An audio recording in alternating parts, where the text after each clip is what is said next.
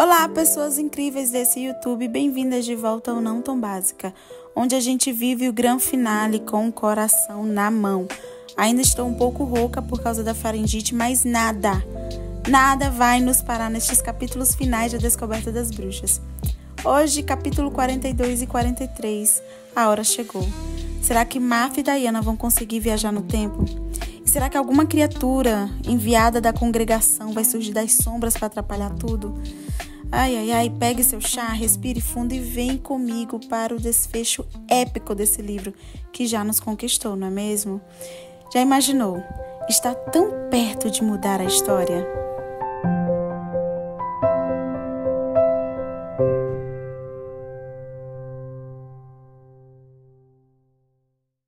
Antes de mais nada, quero te pedir uma coisa. Se você está apaixonada por essa jornada com a Descoberta das Bruxas, deixe o seu like, se inscreva no canal e ative o sininho para não perder nenhum vídeo. Estamos no grande finale e sua energia faz toda a diferença. A atenção está nas alturas na casa dos Bishops. Agora, capítulo 42 e 43, o momento da verdade chegou. Será que a viagem no tempo vai rolar? E quem pode aparecer para atrapalhar? Vamos descobrir juntas, sem mais delongas. Vamos para o próximo capítulo. Capítulo 42. Agora somos apenas nós dois e os fantasmas. O meu estômago roncou. Qual é a sua comida preferida? Ele perguntou. Pizza, respondi de pronto.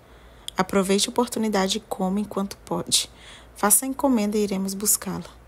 Nós ainda não tínhamos ultrapassado os limites da casa da família Bishop desde a nossa chegada, e senti um estranhamento ao passear de Range Rover pelo centro de Madison, acompanhada por um vampiro.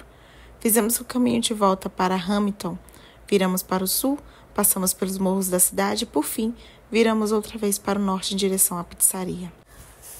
Durante o caminho, apontei para o lugar onde estava acostumada a nadar na infância e para a casa onde morou meu primeiro namorado. A cidade estava enfeitada com a decoração de Halloween, gatos pretos, bruxas em vassouras e árvores que exibiam enfeites em preto e laranja. Nessa parte do mundo, não apenas as bruxas que levam a celebração a sério. Quando chegamos à pizzaria, Martha saiu do carro comigo sem se preocupar com as bruxas e os humanos que poderiam nos ver. Coloquei-me na ponta dos pés para beijá-lo, e ele retribuiu o beijo com uma risada desconcertante. A estudante que tinha atendido nosso telefonema olhou para Martha com visível admiração quando lhe entregou a pizza. Graças aos céus, ela não é uma bruxa, comentei na volta para o carro. Se fosse, teria me transformado em lagartixa e voado com você na vassoura dela. Revigorada pela pizza de pepperoni e cogumelos, arrumei a bagunça deixada na cozinha e na sala de TV. Matthew chegou com um monte de papéis da sala de jantar e queimou tudo na lareira da cozinha. E o que faremos com esse? Ele mostrou a carta da minha mãe, o misterioso epigrama de 3 versos e a folha de Ashmole 782. Deixe-os na sala de estar, eu disse. A casa se encarregará de guardá-los. Continuei com a arrumação, lavando roupa e dando um jeito no escritório de Sarah. Só quando acabei de recolher a última peça de roupa é que notei que os 2 computadores tinham sumido. Desci a escada em pânico. Matthew, nossos computadores sumiram. Estão com o Ramesh. Ele me pegou pelo braço e afagou meus cabelos. Está tudo bem. Ninguém esteve aqui. Encolhi os ombros com o coração disparado. Só de pensar na possibilidade de ser surpreendida por outro Dominico ou outra Juliette. Martha preparou um chá e massageou os meus pés enquanto eu bebia. Durante a massagem só falou de assuntos corriqueiros. As casas de Hamilton, que o fizeram se lembrar das épocas e outros lugares, a sensação que teve quando cheirou um tomate pela primeira vez e o que estava pensando quando me viu em Oxford pela primeira vez. Até que relaxei e me entreguei à sensação de reconforto. Matthew sempre ficava diferente quando não havia alguém por perto. Mas aquela vez, depois da partida da nossa família, isso se evidenciou. Após a chegada à casa da família Bishop, ele foi assumindo pouco a pouco a responsabilidade por 8 vidas. Cuidou de todos com o mesmo empenho, independente de quem fosse e o grau de parentesco que tinha com ele. E agora ele só tinha uma criatura para cuidar. Nós mal tivemos tempo para conversar, admiti, pensando nos dias turbulentos pelos quais passamos desde que nos tínhamos conhecido. Não só nós dois. As últimas semanas nos apresentaram desafios bíblicos. Só não vivemos as pragas dos gafanhotos. Ele fez uma pausa. Mas se o universo quer nos testar à maneira antiga, isso significa que o nosso julgamento está chegando ao fim. Faz 40 dias esta noite. Tão pouco tempo para tantos acontecimentos. Deixei a caneca de chá de lado e me debrucei na mesa para pegar as mãos dele. Você pode esperar só mais um pouco, Moncó? Ele olhou para a janela. Quero que este dia acabe. Logo estará escuro. Você adora fazer um suspense. Puxei carinhosamente para trás a mecha de cabelo que tinha caído da testa dele. Só faço suspense com você, ele disse, prendendo a minha mão. Conversamos tranquilamente, e meia hora depois ele olhou novamente para a janela. Suba e toma um banho. Gaste toda a água da caixa com um demorado banho quente. Nos dias que teremos pela frente, você sentirá saudade de um pedaço de pizza, mas isso não será nada se comparado ao seu desejo por um banho quente. Em poucas semanas você será capaz de matar por um. Enquanto eu tomava banho, ele trouxe minha fantasia de Halloween. Um vestido preto de gola alta à altura dos tornozelos, botas de bico fino e um chapéu pontudo. Posso perguntar o que é isso?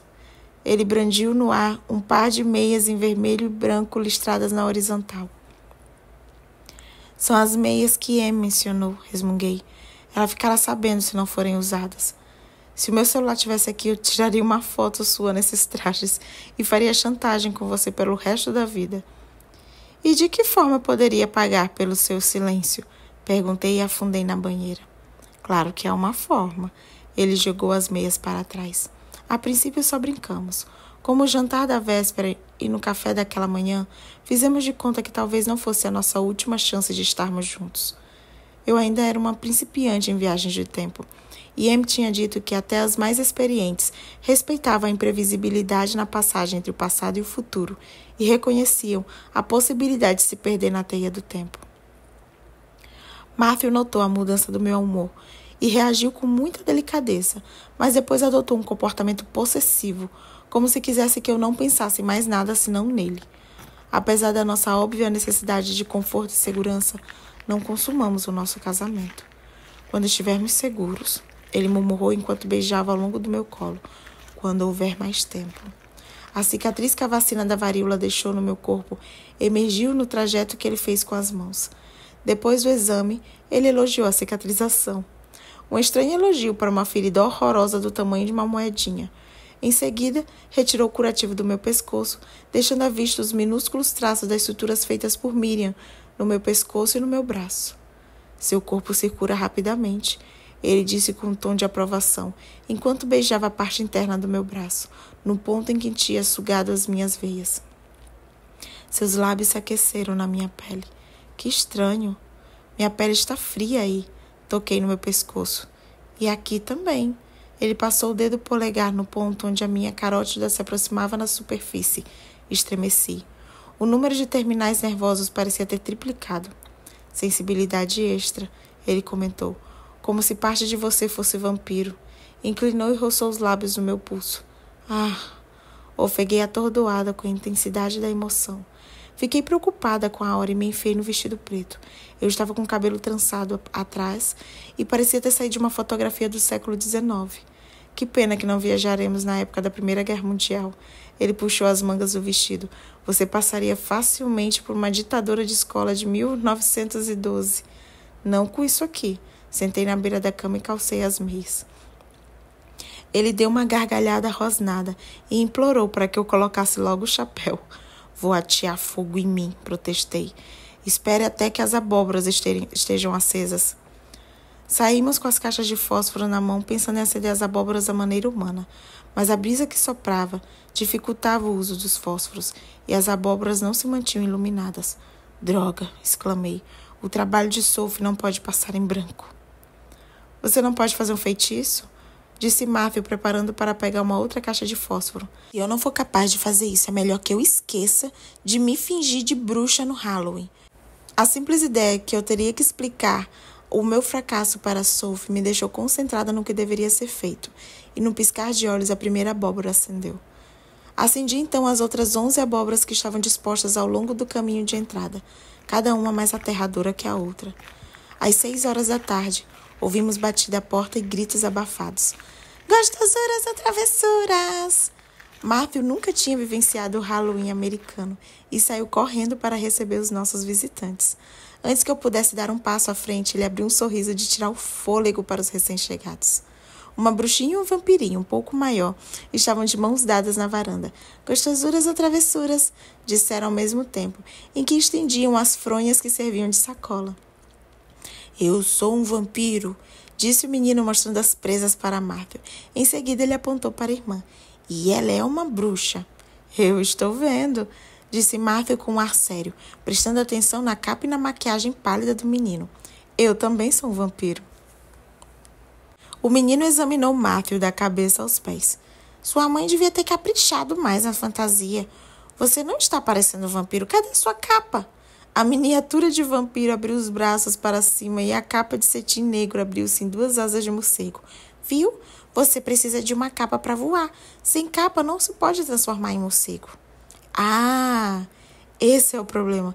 Minha capa ficou em casa e agora não posso voar até lá para pegá-la. Talvez possa pegar a sua emprestada. Matthew colocou um punhado de doces em cada sacola e as 2 crianças arregalaram os olhos com a generosidade dele. Espiei da porta para acenar para os pais das crianças. Ela sim é uma bruxa, disse a garotinha, mostrando com aprovação as minhas meias com listras vermelhas e brancas e botas pretas.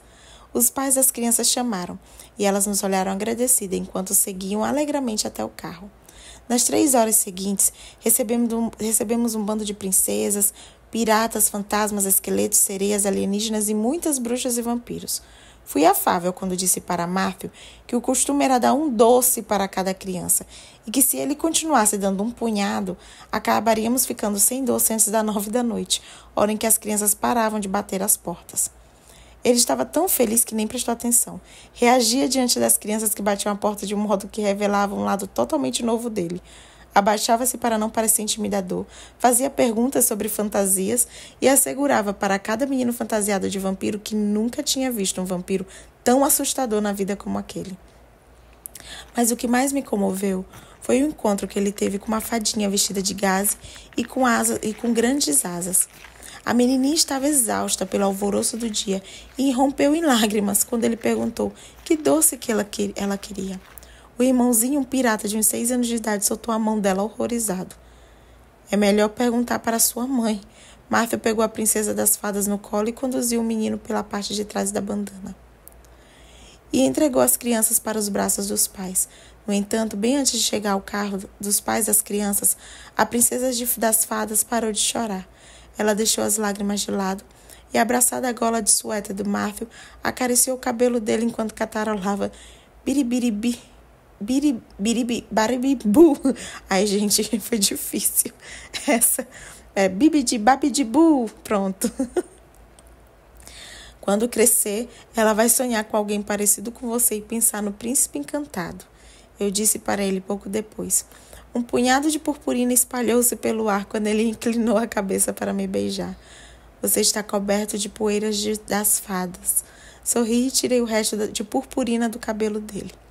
Ali pelas 8 horas da noite, a onda de fadinhas e piratas se converteu em adolescentes góticos, com lábios pintados de preto e roupas de couros adornadas com correntes, o que fez Matthew estender o cesto de doces para mim e retirar-se para a sala de estar.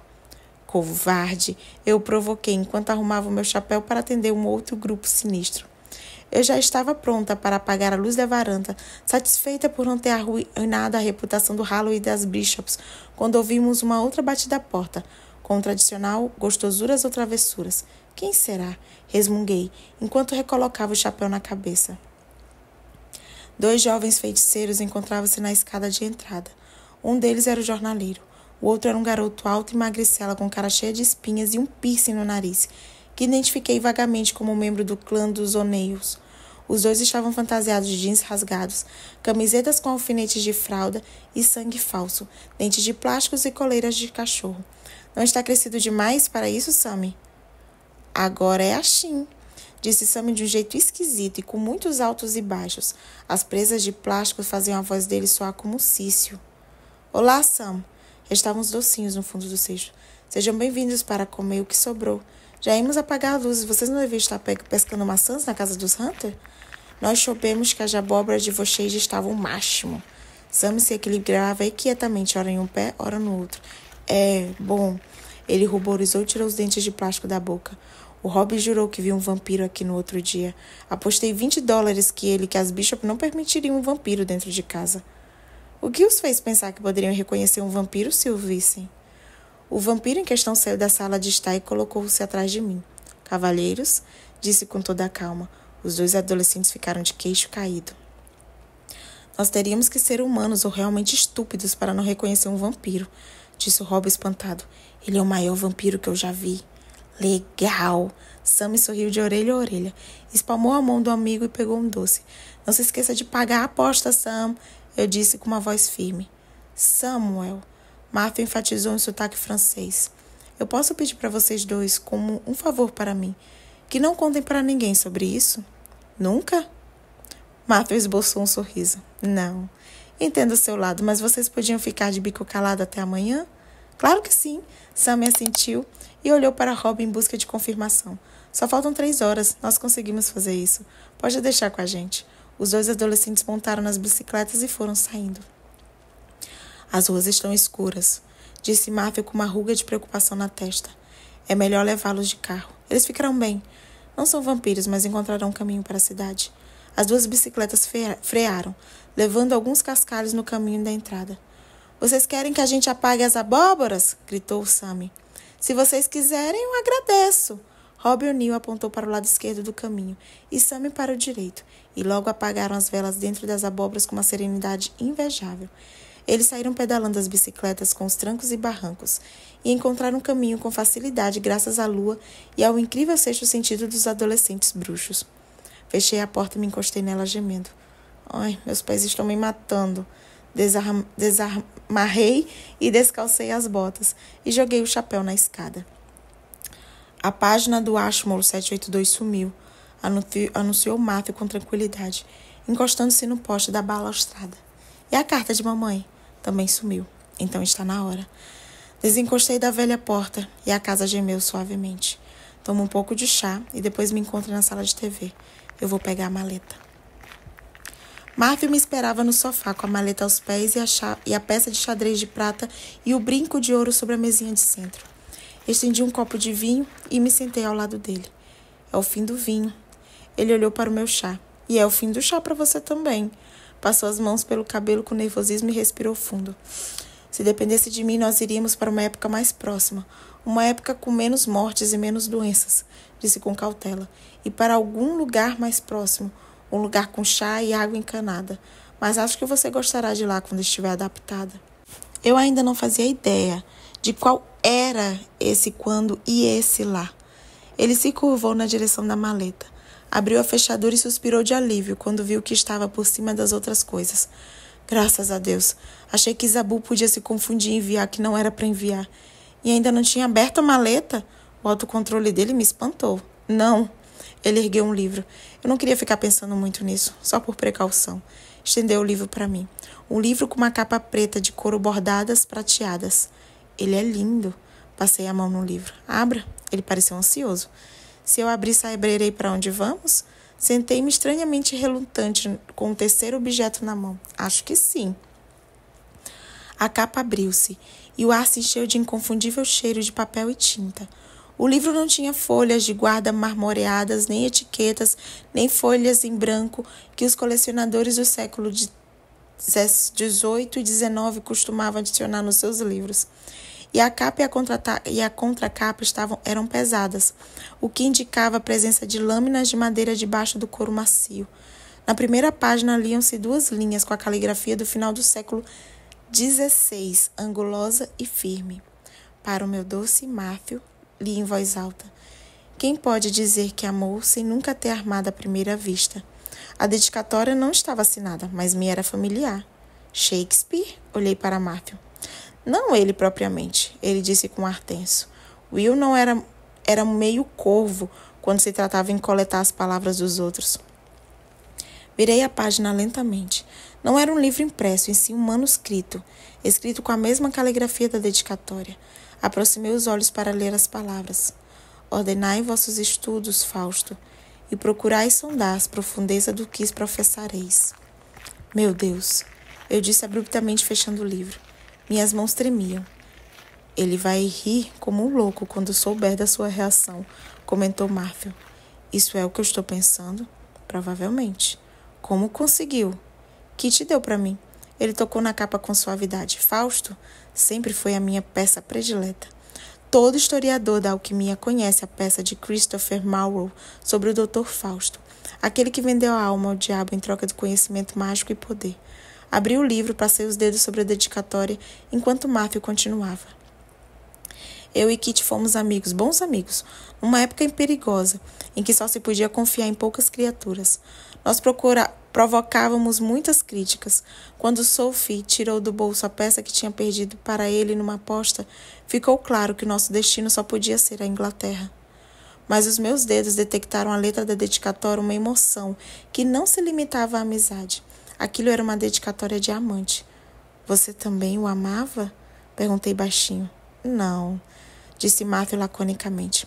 Eu o amava, mas não do jeito que você está pensando, não do jeito que ele desejava. Se dependesse do Kit, as coisas seriam diferentes, mas como não dependia, nunca passamos de grandes amigos. Ele sabia quem você era? Abracei o livro no meu peito, como se fosse um tesouro incalculável. Sabia sim. Não tínhamos segredos entre nós. Além do mais, ele era um demônio, com uma percepção extraordinária para descobrir segredos. Logo, logo você verá que é inútil tentar esconder alguma coisa do Kit. Considerando meu limitado conhecimento de Christopher Marlowe, não era de espantar que ele fosse um demônio. Então iremos para a Inglaterra, eu disse devagar. Que época exatamente? Em 1590. Onde? Todo ano o nosso grupo se reunia na velha cabana para a festa católica de todos os santos e finados. Poucos se preocupavam com essas datas, mas por alguma razão Kit se preocupava e achava perigoso comemorá-las. Nessas ocasiões ele lia os últimos rascunhos de Fausto para nós. Ele nunca estava satisfeito e mexia constantemente nos textos. Nós bebíamos muito, jogávamos xadrez e ficávamos acordados até o alvorecer. Martha tirou o manuscrito dos meus braços, colocou-a sobre a mesinha e segurou minhas mãos. Está bom para você, Moncó? Se não quiser, tudo bem, pensaremos em outra época. Mas era tarde demais. A historiadora dentro de mim já vislumbrava as oportunidades de viver a Inglaterra elisabetana. Alquimistas na Inglaterra de 1590. Pois é, ele disse com cautela. Nenhum particularmente agradável para se ter por perto, devido ao envenenamento por mercúrio e os estranhos hábitos de trabalho que eles tinham. Porém, o mais importante, Diana, é que há bruxas poderosas que poderão guiar sua magia. Você me levará aos teatros? E eu conseguiria mantê-la afastada dos teatros? Ele ergueu as sobrancelhas. Provavelmente não. A minha imaginação foi tomada pela perspectiva que se abria à frente. Nós vamos passear pelo Royal Exchange com os lampiões já acesos?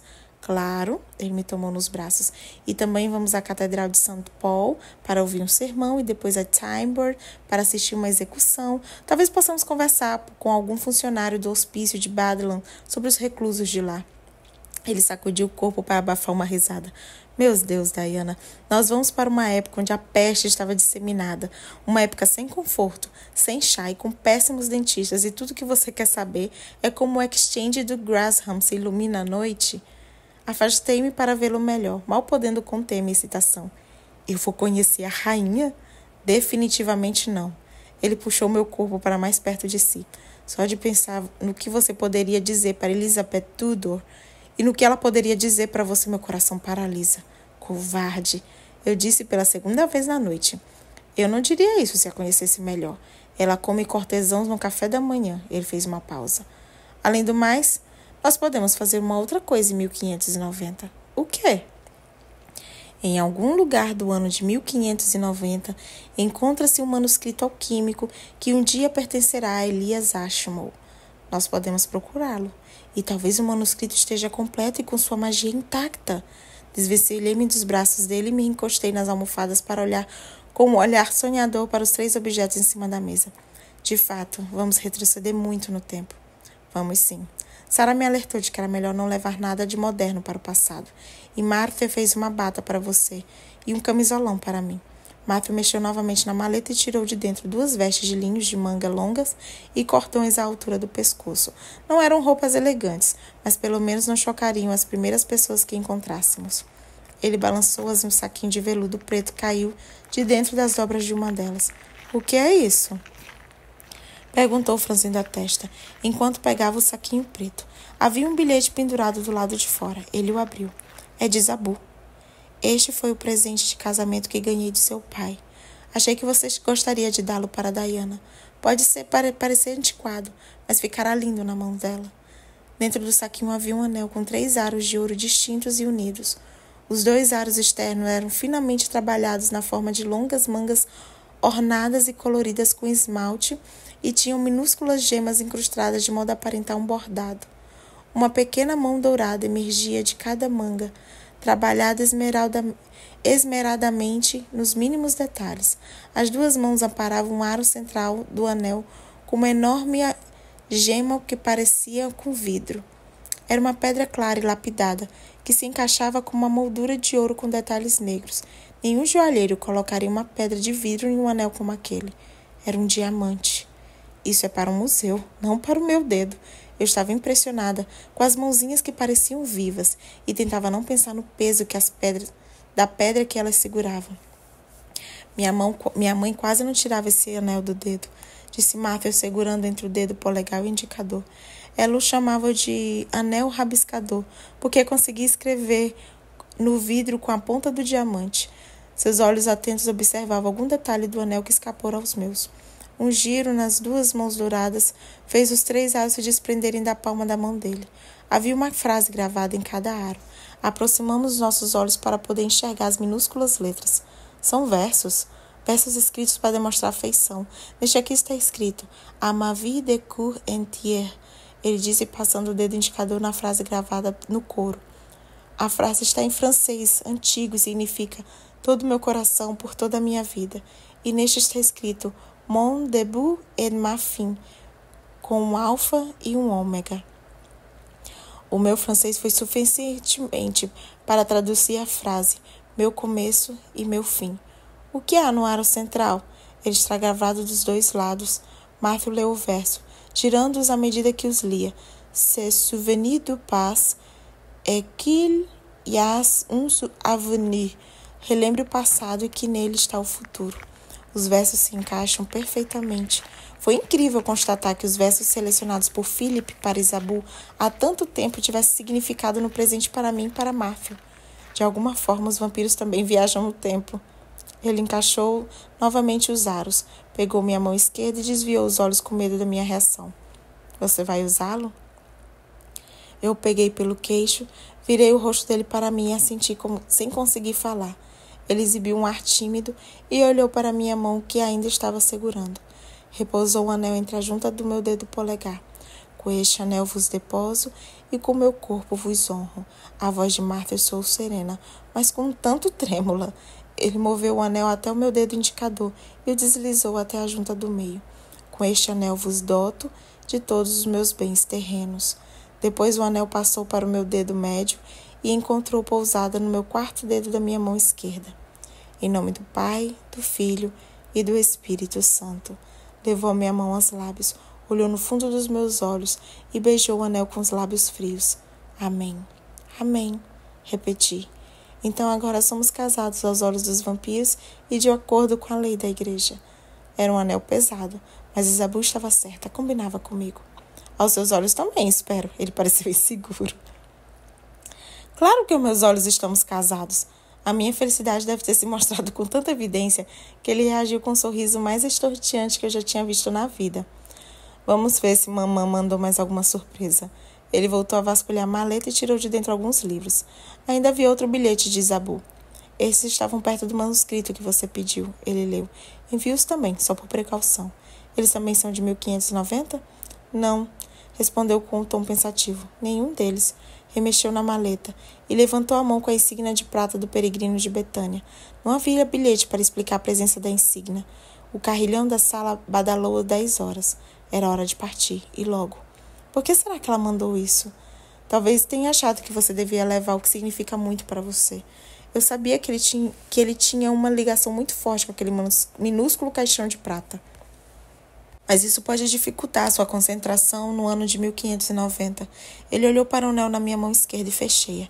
Não tiraria meu anel de jeito nenhum, quer fosse 1590 ou não. Podemos telefonar para Sarah e perguntar o que ela acha. Ele balançou a cabeça. Não, é melhor não preocupá-la. Já sabemos o que deve ser feito. Pegar 3 objetos e nada mais do presente ou do futuro que possa atrapalhar o nosso trajeto. Faremos uma exceção para o anel, já que está no seu dedo. Ele abriu o livro que estava por cima dos outros e paralisou. O que foi? Minhas anotações estão neste livro e não lembro de tê-las colocado aí. Já se passaram mais de 400 anos, talvez você tenha esquecido. Apesar das minhas palavras tranquilizadoras, um dedo gelado percorreu minha espinha. Matthew folheou algumas páginas e respirou fundo. Se eu deixasse esses livros e a insígnia de peregrino na sala de estar, a casa tomaria conta disso? A casa faria isso se você pedisse, respondi. O que está havendo, Matthew? Mais tarde lhe conto, nós temos que ir. Essas coisas... Ele segurou os livros e o pequeno caixão de Lázaro. Precisam ficar aqui. Trocamos de roupa sem dizer uma palavra. Estremeci quando vesti a bata do meu corpo totalmente nu. As mangas chegaram à altura dos meus punhos. A vestimenta se estendeu até o tornozelo e a ampla gola fechou-se quando amarrei o cordão. Matthew tirou as roupas e vestiu o camisolão sem dificuldade, graças à sua familiaridade com aquele tipo de roupa. O camisolão desceu à altura dos joelhos e deixou suas pernas brancas à mostra. Enquanto eu recolhia nossas roupas, ele foi à sala de jantar e voltou com um papel de carta, envelope e uma de suas canetas preferidas. Escreveu algumas palavras no papel, dobrou-as e colocou dentro do envelope. Um bilhete para Sarah. Pediremos à casa para cuidar disso também. Levamos os livros, o bilhete e a insígnia do peregrino para a sala de estar. Matthew colocou-os com cuidado no sofá. Deixamos as luzes acesas? Ele perguntou. Não, respondi, só da varanda. Talvez esteja escuro quando elas voltarem. Apagamos a luz e uma sombra esverdeada projetou-se no ar. Era minha avó se balançando na cadeira. Até logo, vovó. Nem Bridget Bishop nem Elizabeth estavam com ela. Até logo, Diana. A casa precisa cuidar disso. Apontei para a pilha de objetos no sofá. Não se preocupe com nada, a não ser com o lugar para onde vão. Caminhamos lentamente em direção à porta da cozinha, enquanto apagávamos as luzes. Quando passamos pela sala de TV, Matthew pegou o Dr. Fausto, o brinco e a peça de xadrez. Olhei para a afetuosa cozinha marrom pela última vez. Adeus, casa. Tabitha ouviu minha voz e saiu miando da despensa. Aproximou-se, parou e nos encarou sem dar uma só piscada. Adeus, ma petite, disse Martha acariciando as orelhas dela. Já tínhamos decidido que partiríamos do celeiro. Lá era sossegado e não tinha vestígio de modernidade para nos atrapalhar. Atravessamos com passos apressados o pomar de macieira e o gramado coberto de gelo. Quando Martha empurrou a porta do celeiro, o meu hálito se fez visível no ar gelado.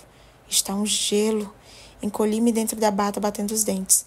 A lareira estará acesa quando chegarmos à velha cabana, ele disse, estendendo-me o brinco.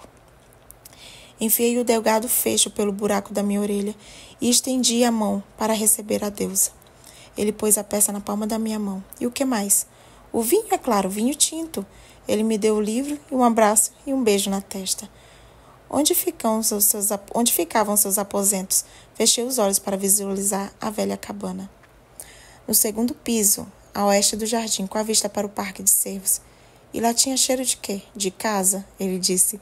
Lenha queimada e carne assando para o jantar dos criados. E cera de abelha das velas e lavanda para manter a roupa da cama cheirosa. Algum sonho especial? Nenhum sonho especial, só os sinos da Catedral de St. Mary e a Catedral de St. Michael, a crepitada lenha e o ronco dos cachorros na escada. Como se sente quando está lá? Perguntei e me concentrei no que ele dizia e no que as palavras me faziam sentir. Na velha cabana eu sempre me senti comum, ele disse com suavidade. É um lugar onde posso ser eu mesmo.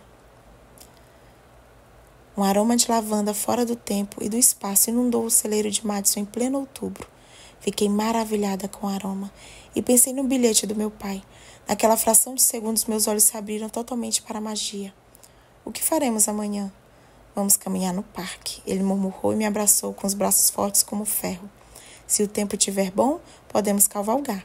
Nessa época do ano não deve haver muita coisa na horta. Se não me engano, tem um aluade guardado em algum canto da casa. Se quiser, posso lhe ensinar a tocar. O outro aroma temperado e doce juntou-se ao de lavanda, e avistei uma árvore carregada de frutos dourados. Uma única mão esticou, e um diamante brilhou ao sol, mas a fruta estava fora do alcance. Fiquei frustrada no fio afiado do desejo, e me lembrei de Amy dizendo que a magia está no coração, e não na mente. Há um marmeleiro no jardim? Sim, disse Matthew com os lábios encostados no meu cabelo. Nessa época os frutos estão maduros. A árvore se dissolveu, espalhando um aroma doce no ar. Em seguida, avistei um prato raso de prata em cima de uma mesa de madeira comprida. A luz das velas e da lareira refletiu-se na superfície do prato. Uma pilha de frutos dourados dentro do prato é que espalhava o aroma. Flexionei os dedos na capa do livro que estava na minha mão, no presente, mas a minha mente assegurava uma fruta no passado. Estou sentindo o cheiro de marmelos. Eu já era chamada para uma vida nova na velha cabana. Não solte a minha mão de jeito nenhum. Com todo o passado ao redor, a possibilidade de perdê-lo tornou-se assustadora. De jeito nenhum, ele disse com convicção. Erga o pé e depois abaixa só quando eu mandar. Ele soltou um risinho. Eu amo você, Malion. Era uma reação incomum, mas suficiente. Lá, eu pensei. Meu coração bateu de desejo. Uma badalada desconhecida anunciou a hora. O calor de um fogo aconchegante roçou na minha pele. O ar se encheu de odores de lavanda, cera de abelha e marmelo maduro. Está na hora. Juntos, erguemos os pés e pisamos no desconhecido. Capítulo 43. A casa estava estranhamente silenciosa. Para Sarah, a ausência de conversa e a falta de cérebros faziam a casa parecer vazia. Mas não era só isso. Era a falta de conhecimento. Ela e Amy tinham chegado mais cedo que habitual, depois de terem explicado no conciliábulo que precisavam voltar para casa para arrumar a bagagem para uma viagem com Faye e Janet. Amy encontrou a maleta vazia perto do sofá da sala de TV e Sarah se deparou com uma pilha de roupas em cima da máquina de lavar. Eles se foram, disse Amy. Sarah começou a tremer e abrigou-se nos braços dela. Será que está tudo bem? Perguntou com um fiapo de voz. Eles estão juntos, disse Amy. Não era a resposta que Sarah queria, mas era honesta como a própria Amy. Enfiaram as roupas na sacola de lona, quase sem prestar atenção no que faziam. Por fim, Tabitha e Amy entraram no trailer e Faye e Janet esperaram com paciência que Sarah fechasse a casa. Na última noite do grupo na casa, Sarah e Matthew conversaram por horas a fios na despensa, acompanhados por uma garrafa de vinho. O vampiro revelou algumas coisas do seu passado e seus medos em relação ao futuro. Ela o ouviu e se conteve para não demonstrar choque e surpresa com alguns episódios que foram contados. Embora pagã, ela entendeu que ele queria se confessar e que tinha a elegido para fazer o papel de padre. Ela o teria absolvido se pudesse, mesmo sabendo que certas coisas nunca poderiam ser perdoadas nem esquecidas. Mas havia um segredo que Matthew se recusou a compartilhar, e até aquele momento Sarah ainda não sabia o lugar e o tempo de destino da sobrinha. As tábuas do piso da casa de Bishop rangeram e gemeram enquanto Sarah percorria os cômodos escuros. Ela fechou a porta da sala de estar e voltou-se para assinar uma despedida para Sarah, para a casa, onde tinha morado a vida inteira. A porta da sala de estar abriu-se abruptamente. Uma tábua do piso próxima da lareira abriu-se e exibiu um pequeno livro preto e um envelope creme. O brilho dos objetos se sobressaiu sob a luz da lua na sala. Sarah abafou um grito com a mão e estendeu a outra para pegar o envelope creme que voou em sua direção e pousou em cima de sua mão como uma pluma, deixando a parte frontal à vista. Lia-se uma única só palavra. Sarah. Ela passou suavemente os dedos pelas letras e viu os dedos compridos e brancos de Matthew. Abriu o envelope com o coração disparado. Sarah, ele dizia, não se preocupe, nós conseguimos. O ritmo cardíaco de Sarah se aquietou. Ela colocou a folha de papel na cadeira de balanço de sua mãe e gesticulou para o livro. Depois que a casa entregou o livro, a tábua do piso voltou ao seu lugar habitual com um gemido de madeira velha e guinchos de unhas velhas. Ela abriu a primeira página. A Sombra da Noite, contendo 2 hinos poéticos de G.C. Cavalheiro 1594. O livro cheirava velho, mas não era um cheiro desagradável como o de incenso em uma catedral empoeirada. Como Matthew, pensou Sarah com um sorriso. Na parte de cima, o marcador de papel marcava a página da dedicatória, para o meu querido e mais precioso amigo Matthew Roydon. Ela aproximou os olhos da folha e viu um desenho esmaecido de uma pequena mão com o punho da manga farfalhante apontando imperiosamente para o nome e embaixo o número 29 escrito com uma tinta antiga. Ela seguiu até a página 29 e tentou conter as lágrimas quando leu a seguinte passagem sublinhada.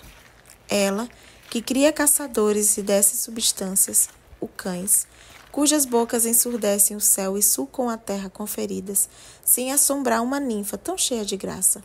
Dos cães devia ser a caça, pois toda forma podia tomar, dos animais mais velozes no seu prazer de escapar. As palavras conjuravam a própria imagem de Diana, clara, iluminada e espontânea.